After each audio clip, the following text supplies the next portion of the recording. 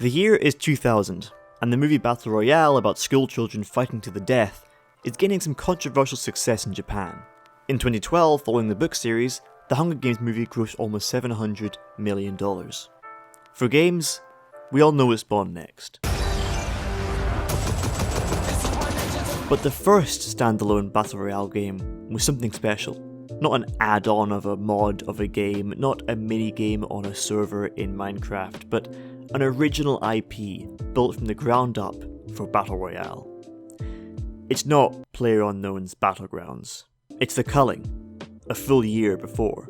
What happened next was one of the most bewildering timelines a game IP has ever had, with terrible business decisions staining something many seem to forget. The Culling was good.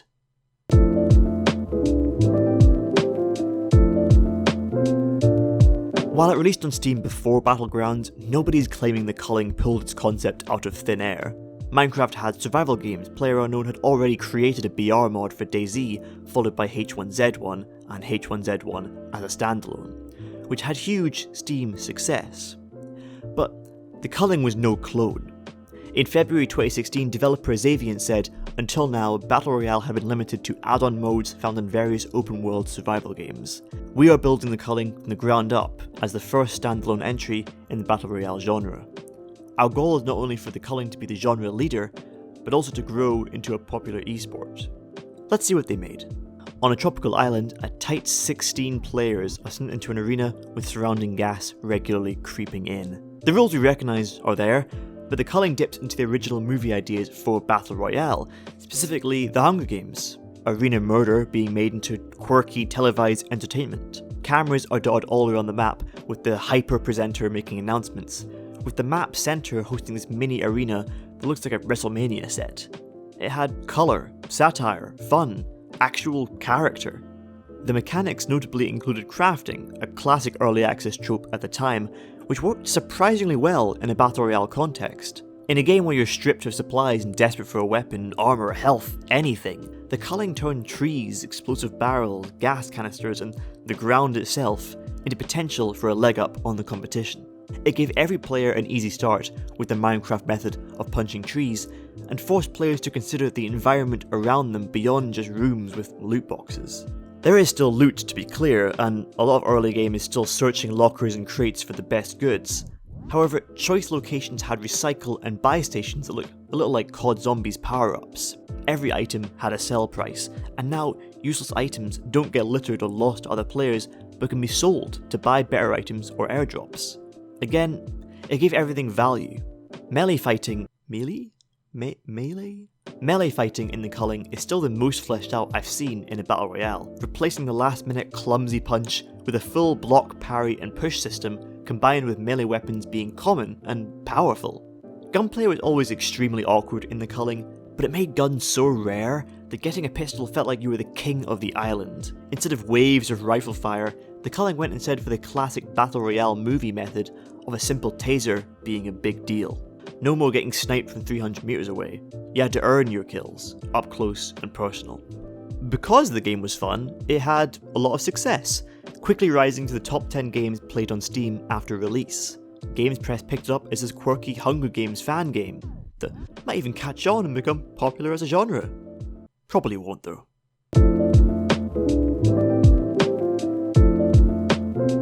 The success of PlayerUnknown's Battlegrounds may not be as memorable now Fortnite and Apex Legends rise against it, but in 2017, it was absolutely enormous. It broke pretty much every Steam record that could be beaten, with a concurrent peak of 1.3 million players. This is seen to be the cause of a drop in player numbers for the Culling, as players switched to the mammoth 100-player arenas with some actual FPS content to replace rocks and sticks.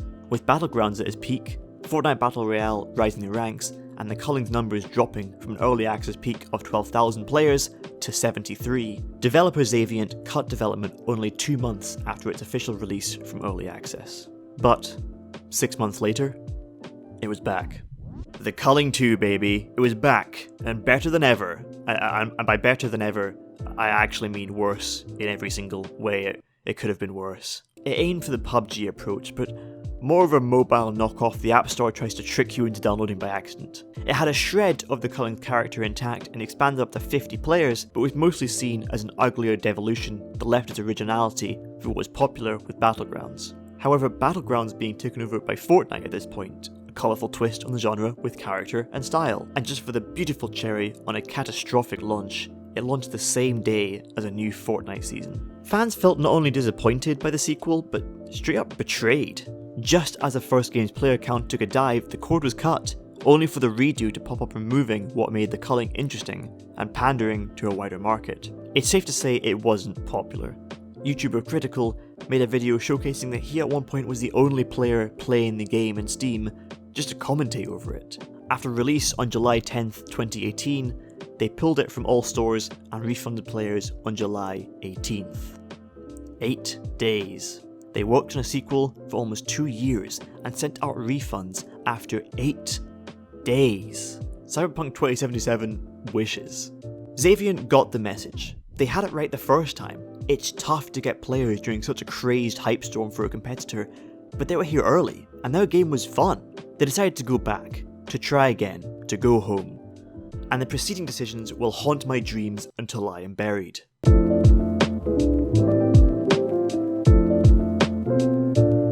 The Culling Origins was released shortly after in 2018, the original 2016 title with some added bonuses so players can get back to the game they loved, now completely free to play. Sadly, players still didn't show up.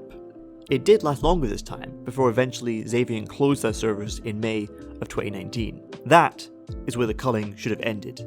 That is where it should have died. But we should have gone for the head. The year is now 2020.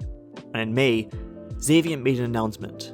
The reboot of the Culling Origins, was being rebooted. Now only on Xbox One and still called the Culling Origins, it sold for roughly $6 with one of the most bonkers catches that I believe has ever happened in gaming.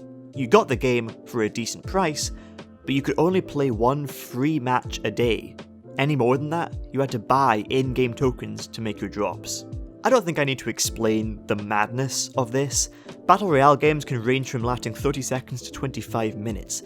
The idea of paying for each of them is one of the worst trade offers you could get. The reaction to not getting players in the Culling, getting next to no players in the Culling 2, and not getting enough in the Culling Origins being making players bypass not one, but potentially infinite paywalls was one of the most galaxy-brain decisions that's ever been made in game biz. It's genuinely a better investment to put change in one of those rigged arcade machines to try and win a comically large Cadbury's bar, a Chinese smartphone from 2007, or stained Minion.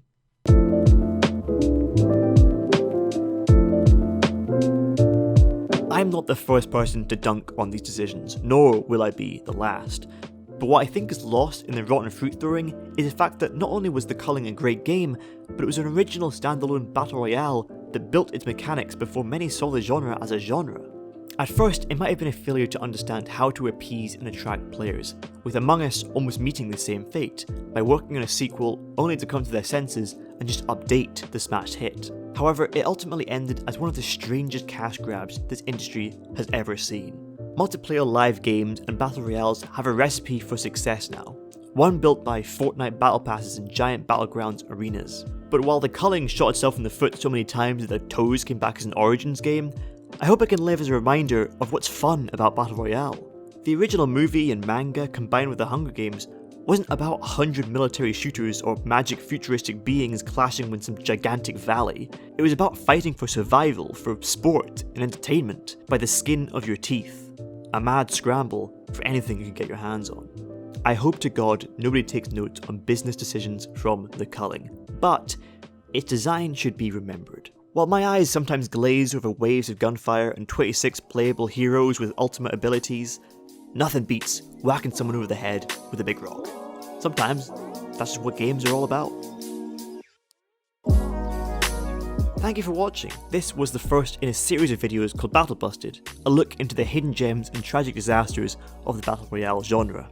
It's free to subscribe for more, and you should definitely do that. If you liked us even more, you can support Overlode on Patreon for exclusive content and early access. See you next time.